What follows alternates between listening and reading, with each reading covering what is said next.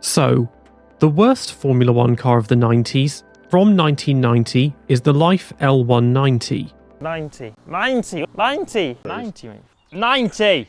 In the 1980s, former Ferrari engineer Franco Rocci worked with businessman Ernesto Vita to design a W12 engine to sell to Formula One teams, as after the banning of turbocharged engines in 1989, Formula One engines could have a maximum displacement of 3.5 litres, but in any configuration. No teams were interested, however, so they formed their own team, Life Racing Engines. They had an engine but no chassis, but managed to purchase an unraced car built by First Racing, a Formula 3000 team who had unsuccessfully tried to enter Formula One in 1989. They made the entry list for the 1990 season, and the new car was christened the Life L190. The chassis was massively overweight due to a bodged job by First Racing in building it, and the ungainly W12 engine looked more at home in a World War II bomber than a Formula One car.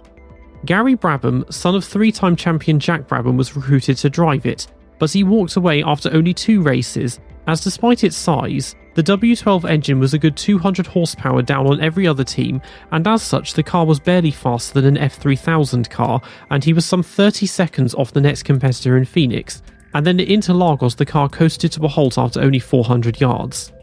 Bruno Giacomelli was then brought out of retirement to replace him.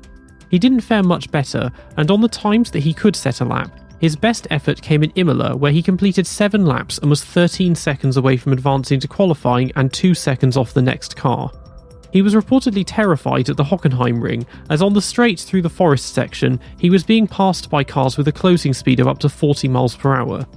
Both he and Brabham had tried to convince the team to replace the W12 with a still uncompetitive but much more conventional Judd V8, and they eventually relented and did so at Estoril. The car was now 80 kilograms lighter, but the engine cover blew off on his outlap. At Barcelona he was 17 seconds off the next car, and so the team called it quits.